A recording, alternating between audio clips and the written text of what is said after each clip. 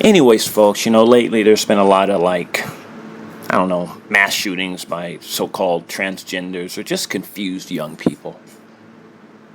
And, years ago, I remember when I had a podcast before podcasting was popular, I did a skit where, there was a father and a young man that thought he was gay. Oh, Dad, I'm gay. And the father was like, oh, boy, go get me the newspaper.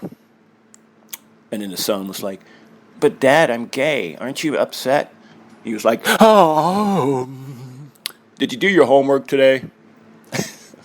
In other words, I was trying to make an example is that most of the times when people think they're this or that and they're young, they're just going through a phase and they want to see your reaction as a parent.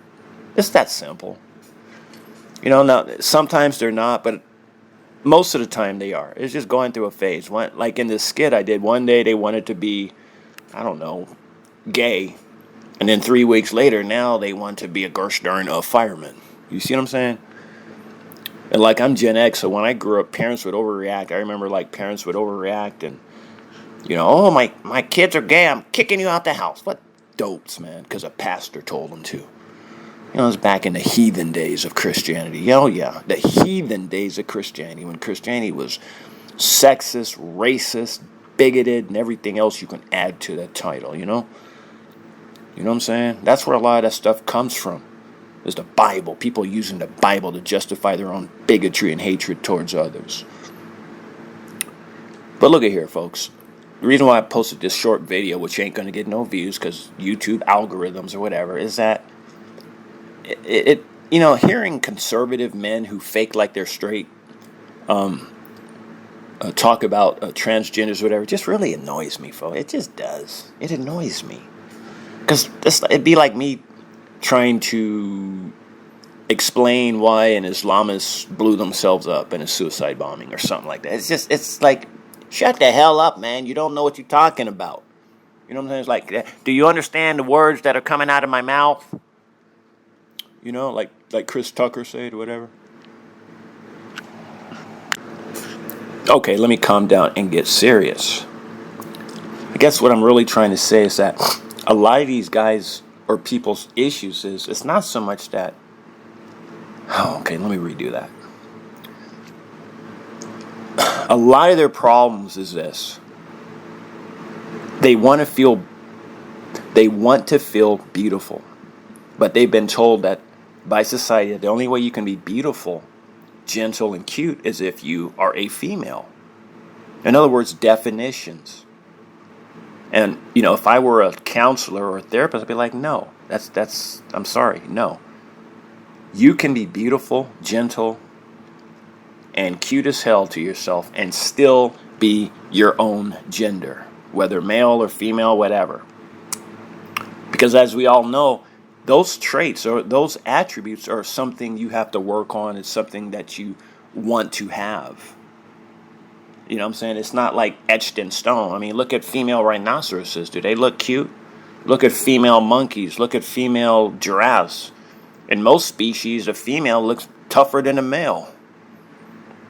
So this idea that, at least with humanoids, that somehow if you're a being and you're born and you want to be beautiful and feel cute, you either must be gay or you must be this or that. That's where the confusion comes in, folks, is through definitions. And I totally disagree with that.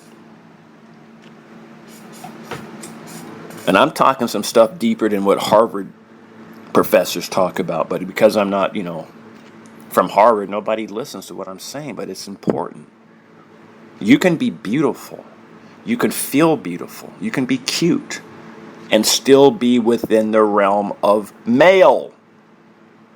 But here's what happens. You have other insecure males that are like, well, because you look cute to me, you must be gay. No, it's not, okay, maybe I'm gay. So instead, they project that onto you. Well, you must be gay because I'm attracted to you, therefore, you must be gay. And this dates back to the 50s, the 40s, or 30s, you know what I'm saying? That's why a lot of gay guys, at least cute ones, are persecuted and harassed. Because they make other males, fantasize or whatever. I don't know, maybe that's the wrong word. But there's no sin. I'm sorry. It is not a sin if you're of the male gender and you happen to be graceful genetically, or if genetically by accident you happen to be cute, or if you happen to be beautiful. But what happens is, in a homophobic society, the Western, quote unquote, you fill in the blank, man, he's decided that the only way you can be cute or beautiful is you must be a, whatever, female and da-dee-dee-dee-dee. And that's not true, folks, in my opinion. It's not true.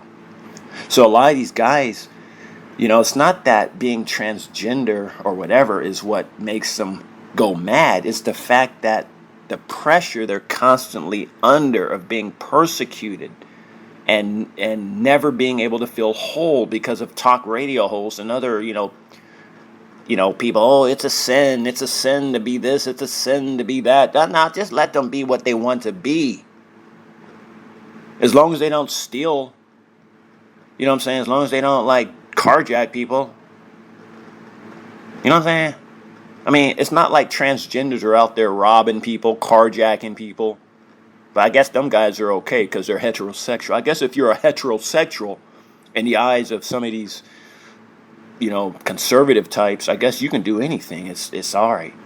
Well, as long as you're not gay, here, rob me. As long as you're not gay, you can you can commit internet fraud. God, that's why I always say, you know what? You know who God really is who you see in the mirror for most people, because it's so inconsistent, folks. It's so inconsistent.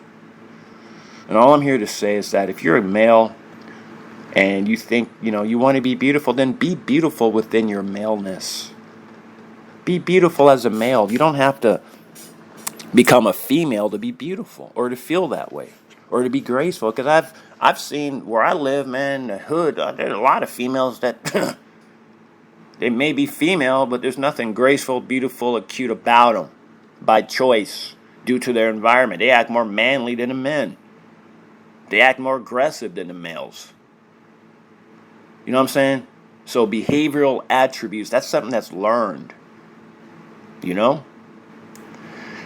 But anyways, I'm going to keep this short, and this is kind of a freestyle, wild style podcast, and it didn't go the way I wanted it to go because I just wanted to keep it real. I could have written down a script, and I could have said, well, these guys, it's about,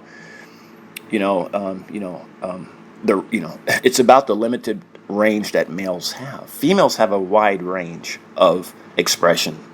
A female can join the army and by day dress up in combat boots, dressed just like her male counterpart.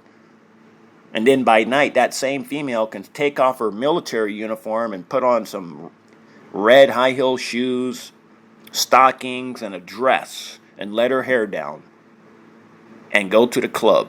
Now, if that's not cross-dressing, I don't know what is. But you notice how there's no stigma attached when a female does it? A female can dress as manly as she wants by day and as feminine as she wants by night and not be stigmatized with, are you lesbian or this or that, or are you gay, whatever.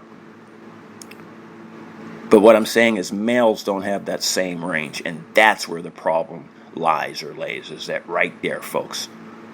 This is some genius stuff I'm saying, but again, because I'm not connected to Harvard or Howard or Yale, or, people like to quote, well, Professor, like especially NPR, Professor Huckenhuckelholka says that, I don't give a gosh darn about that professor does. He ain't lived life like a lot of us have. He don't know, whatever, let me stop.